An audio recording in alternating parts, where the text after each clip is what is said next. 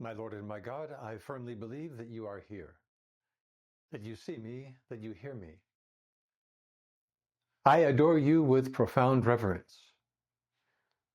I ask your pardon for my sins and the grace to make this time of prayer fruitful. My Immaculate Mother, Saint Joseph, my Father and Lord, my guardian angel, intercede for me. In today's Mass, we read these compelling words. Let your yes mean yes, and your no mean no. Jesus, you could not be clearer. You want us to become souls of good judgment, capable of speaking with conviction. You often spoke about solidity. Just think of that unforgettable image of the house built on rock. And the rain fell, and the floods came, and the winds blew and beat upon that house. But it did not fall, because it had been founded on the rock. It is obvious that we live in a time of constantly shifting sands. But that's nothing new. Just picture St. Paul strolling through Athens and discovering that the people there, with restless minds, spent their time in nothing except telling or hearing something new. In our day, people are forever in search of the latest fad or idea. Superficiality reigns. How often are people quick to praise or condemn someone, a writer for example, yet if pressed, they will admit that they have never read anything produced by the writer in question. Jesus, we have a lot of homework to do before our yes can be a firm yes.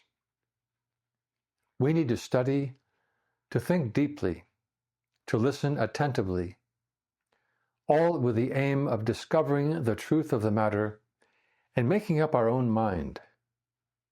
Some of us are old enough to have a vivid picture in our mind of St. John Paul II, who was famous for listening carefully and studying the matter before coming to a conclusion. As one writer put it, St. John Paul II was a revolutionary who headed a revolt against a way of life dominated by that anxiety for the new, which by the afternoon has made decrepit what was invented in the morning. This is what St. Josemaria was getting at when he wrote number 33 of The Way. You never want to get to the heart of the matter, sometimes through politeness, other times, most times, through fear of hurting yourself, sometimes again through fear of hurting others, and always through fear.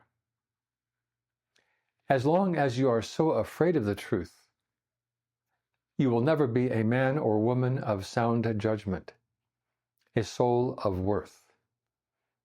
Jesus, I wonder what you think as you observe certain turns of phrase, you could call them crutches, that have invaded our speech. People these days will sprinkle their conversation with, like, it's sort of, kind of, whatever. When my siblings and I were very young, our grandfather used to charge us a nickel each time we said, you know.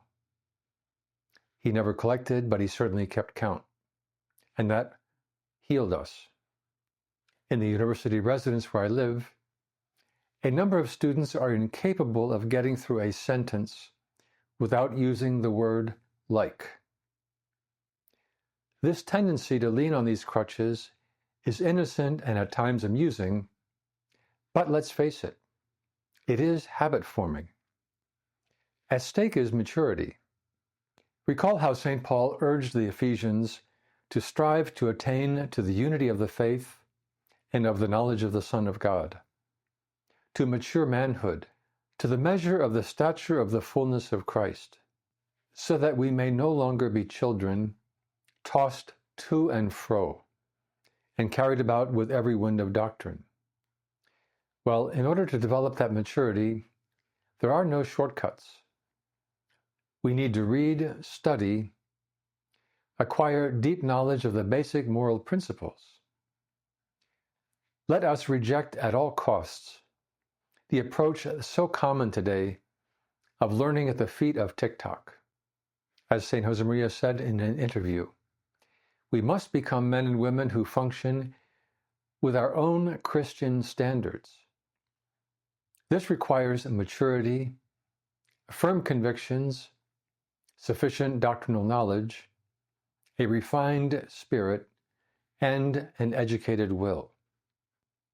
On the other hand, we need to flee stubbornness, any tendency to have a death grip on our own vision of things. It is healthy to have a certain distrust of our point of view, which is not the same as a lack of confidence. Being open to the viewpoint of another person, eager to learn from them, is a sign of wisdom. Let us have a healthy dread of becoming rigid. St. Josemaria offers a subtle and somewhat related point in Furrow. He says, "You should respect those who are capable of saying no to you. And you should also ask them to give you reasons for their refusal so that you can learn or put them right. Let your yes mean yes, and your no mean no." The Lord calls us to be decisive. Once we have studied a matter and formulated a judgment, it's time to make a decision to let our yes be yes. No waffling or dithering. A lack of decisiveness can do a lot of damage. The author Edward Sri, S-R-I, in his excellent book, The Art of Living, offers this consideration about decisiveness. He explains, no matter how much we seek counsel, weigh a decision, and make a judgment in our minds, if we fail to carry out a decision with firmness of will, we fall short in the virtue of prudence, and our indecisiveness will negatively affect other people. He continues, we hesitate, have second thoughts, and put off the action. It could be out of fear of failure or anticipating how difficult something is going to be. We just don't like change. We think to ourselves, I don't want to give this up. Or we become overwhelmed by the risk. In all these cases, our emotions take over and keep us from giving a firm command of the will to act. Other times, we begin to act but then withdraw from fully carrying out a decision. We pull back from the good purpose we set out to pursue because we experience difficulties or suffering in it. A young man realizes that the person he's dating is not the person he wants to marry, so he decides to break up with his girlfriend. But a day or two later, he misses her friendship or realizes how much the separation is hurting her. He feels bad about the breakup, so he reverses his decision and gets back together with the girl, likely only kicking the can down the road, so to speak, for another breakup a few weeks later. A parent knows that his child needs to be disciplined for misbehavior, but when the child responds with a temper tantrum, the parent might be tempted to withdraw the punishment in an attempt to appease the child and maintain some kind of, quote, peace in the home. You are no doubt familiar with St. Augustine's classic moment of dithering, which he himself describes in his Confessions. For many years he had given in to sexual sin, but when he became convinced of Christianity and sincerely wanted to convert, he realized he would have to give up the deeply ingrained habits of his unchaste lifestyle. It was then that an intense battle began within his heart.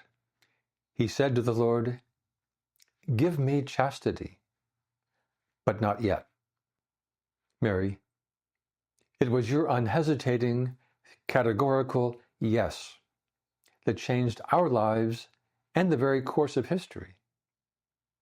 Help us to pursue mature adulthood, to the measure of the stature of the fullness of your divine Son. I thank you, my God, for the good resolutions, affections, and inspirations that you have communicated to me in this meditation. I ask your help in putting them into effect. My Immaculate Mother, Saint Joseph, my Father and Lord, my guardian angel, intercede for me.